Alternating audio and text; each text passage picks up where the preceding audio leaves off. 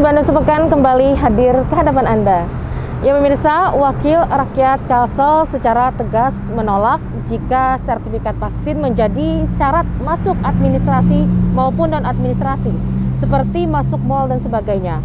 Alasannya, lantaran saat ini program vaksinasi masih di kisaran di bawah 80% atau baru sekitar 20%.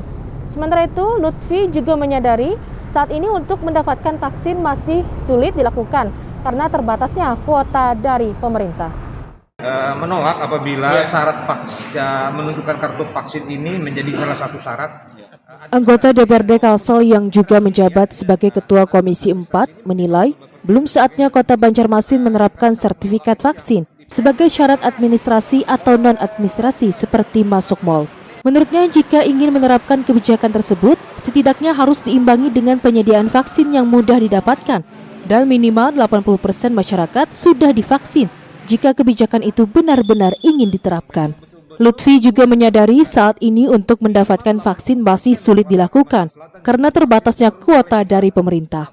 Untuk itu tidak usah terburu-buru sertifikat vaksin menjadi syarat administrasi, sehingga hal itu tidak bertolak belakang dengan upaya menumbuhkan perekonomian terutama di Kalimantan Selatan. Minimal 80% warga Kalimantan Selatan yang sudah divaksin baru boleh kita melakukan mensyaratkan harus adanya sertifikat vaksin apabila berurusan. Paling tidak 80% lah minimal. Sementara ini informasinya berapa persen?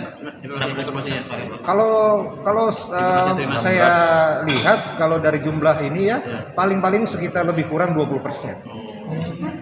Jadi sangat jauh sekali kalau kita mendapatkan kasihan gitu.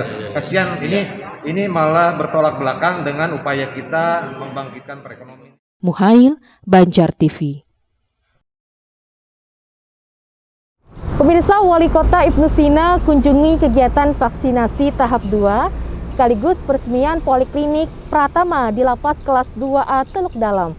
Di samping itu, guna memastikan pelayanan vaksinasi berjalan lancar di fasilitas kesehatan, Wali Kota Ibnu Sina juga mengunjungi sejumlah puskesmas, di antaranya Puskesmas Pemurus Baru dan Puskesmas Karanganyar.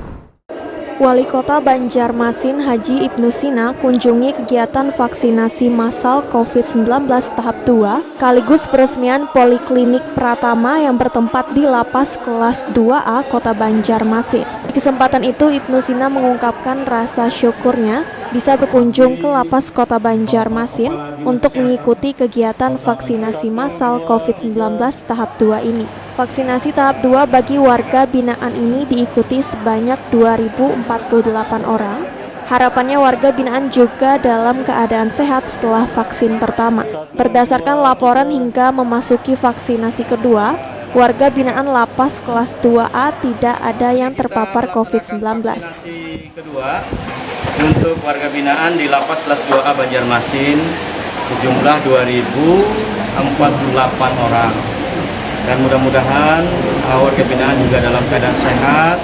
Setelah vaksin pertama kemarin terbentuk antibodi dan menurut laporan Kalapas, alhamdulillah tidak ada yang terpapar COVID-19 dan sudah memasuki vaksinasi kedua. Mudah-mudahan betul-betul antibodi bisa terbentuk. Kalaupun masih di dalam sini, mudah-mudahan tetap sehat. Kalaupun sudah harus keluar. Usai meninjau vaksinasi, Wali Kota juga diminta untuk meresmikan Klinik Pratama Lapas Kelas 2A Kota Banjarmasin. Klinik yang didukung oleh 1 dokter dan 9 perawat tersebut merupakan bagian dari sarana prasarana pelayanan kesehatan yang diberikan oleh Lapas untuk melayani kesehatan warga binaan. Muhail, Banjar TV.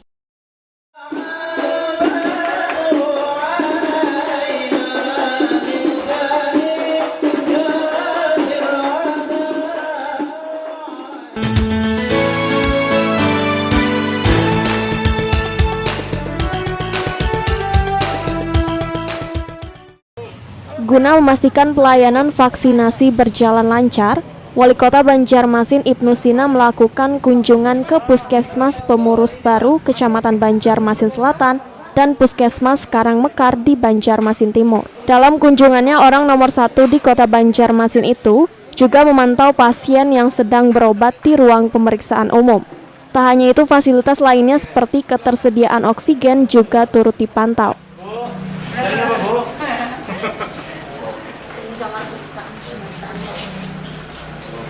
Dokter Bimo, Pak.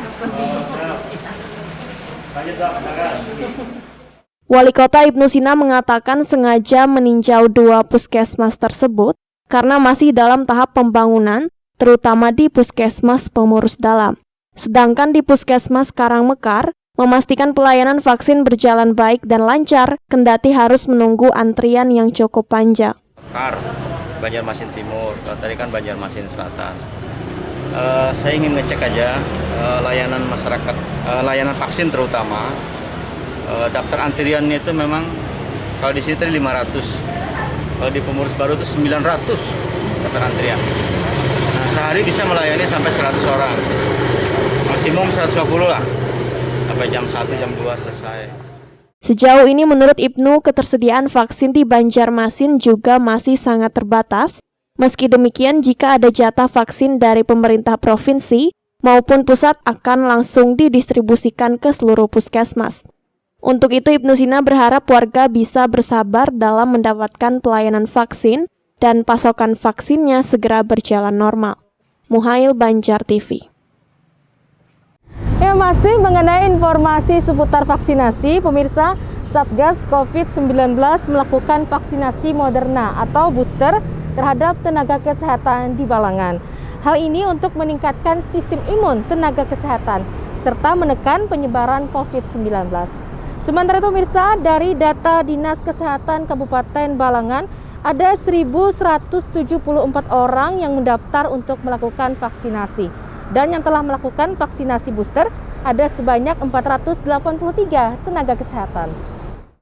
Adanya program vaksin Moderna yang bersifat booster imun terhadap para tenaga kesehatan menjadi program wajib yang dilaksanakan pemerintah Kabupaten Balangan.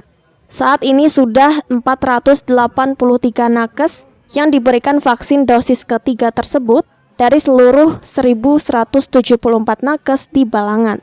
Bupati juga berharap ketersediaan vaksin dari pemerintah pusat bisa mencukupi untuk para nakes di daerahnya. Angka terpapar nakes kita ini semakin bisa kita tekan karena harapan kita dengan vaksin ketiga, dengan booster vaksin yang ketiga ini tingkat imun nakes kita semakin kuat dan mudah-mudahan ini tidak seperti kemarin-kemarin kan. Kemarin kan ada 88 nakes kita yang terpapar. Dan ini sangat mengganggu dan berpengaruh terhadap jam kerja puskesmas kita di 12 puskesmas. Itu ada target kapan untuk 100% seluruh nakes?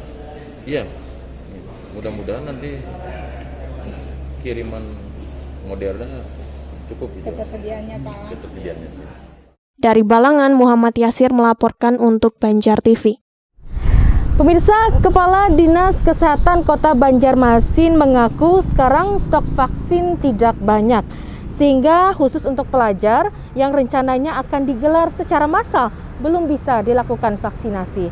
Di samping itu, Kepala Dinas Pendidikan Kota Banjarmasin, Totok Agus Daryanto, belum bisa memastikan pelaksanaan pembelajaran tatap muka atau PTM. Sedangkan vaksinasi siswa yang menjadi syarat harus mendapatkan persetujuan dari orang tua. Pemerintah Kota Banjarmasin melalui Dinas Kesehatan setempat menggelar vaksinasi COVID-19 secara massal bagi pelajar jika pembelajaran tatap muka PTM bisa dimulai. Menurut Kepala Dinas Kesehatan Banjarmasin, Mahli Riyadi, pihaknya saat ini fokus vaksinasi bagi orang dewasa dan orang berisiko tinggi jika tertular COVID-19. Selain itu, saat ini juga difokuskan untuk vaksinasi para tenaga kesehatan untuk dosis ketiga atau booster karena sebagai garda terdepan penanganan COVID-19 ini. Dinyatakan Mahli, sekarang stok vaksin tidak banyak sehingga khusus untuk pelajar yang akan digelar secara massal belum bisa dilakukan. Kita laksanakan nanti sesudah pembelajaran tatap muka dimulai, jadi berbarengan dengan itu karena mengumpulkan anak-anak itu susah dan juga harus mendapat persetujuan dari orang tua. Pelajar Sinovac yang akan kita pakai nantinya. Termasuk yang baru datang itu Ya, termasuk itu salah satu yang akan kita agendakan. Mudah-mudahan nanti tidak habis di puskesmas itu kan. Kita tunggu 6 September kebijakan dari Inmendagri kalau sudah membolehkan untuk pertemuan tatap muka, ya akan segera kita gunakan vaksin tersebut.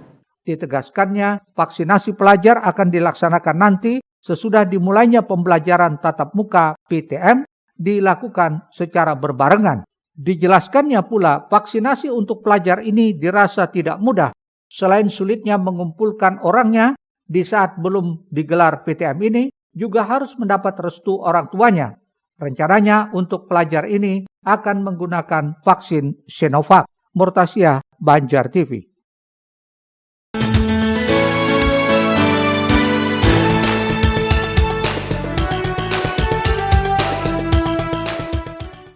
Kepala Dinas Pendidikan Kota Banjarmasin Totok Agus Daryanto dalam pernyataannya menyebut hingga saat ini belum bisa memastikan kapan pembelajaran tatap muka PTM bisa dilakukan. Sangat tergantung hasil evaluasi PPKM nanti. Pihaknya berharap semuanya bisa turun ke level 3 agar PTM bisa digelar. Menyinggung soal vaksin bagi siswa sebagai syarat mengikuti PTM, Agus Daryanto memastikan harus terlebih dahulu mendapat persetujuan dari orang tua siswa yang bersangkutan. Bagi siswa yang tidak divaksin pun tetap diperbolehkan masuk sekolah, asal terus menerapkan protokol kesehatan ketat. Tetap boleh aja loh Pak, kalau boleh. Dari kementerian kan boleh, bukan syarat untuk PTM ya. Tetap boleh, tetapi diusahakan untuk mereka kalau memang vaksinasi pelajar ada, ikut ya. Oh, saya pikir ya kita kan mungkin idealnya kayak gitu, tapi kalau kita yang ditunggu kan sekarang berapa jumlah pelajar kita, apakah bisa menyediakan vaksin sebesar itu kan nggak mungkin kan. Ya, dan ini kan tergantung dari ketersediaan vaksin ya, ketersediaan vaksinnya bagaimana. Ya mungkin gitu ya. Kalau dari mas saya kan dari kalau Kemendikbud kan mereka bukan menjadikan salah satu syarat ya. Insya Allah. Ya. Nah, protokol kesehatan kan kita jaga kan di situ. Yang penting kan protokol kesehatannya. Iya. Artinya distrik tidak memaksa siswa untuk apakah? Iya, tidak. Kalau selama ini masih belum ada kewajiban bukan. Itu bukan salah satu syarat ya.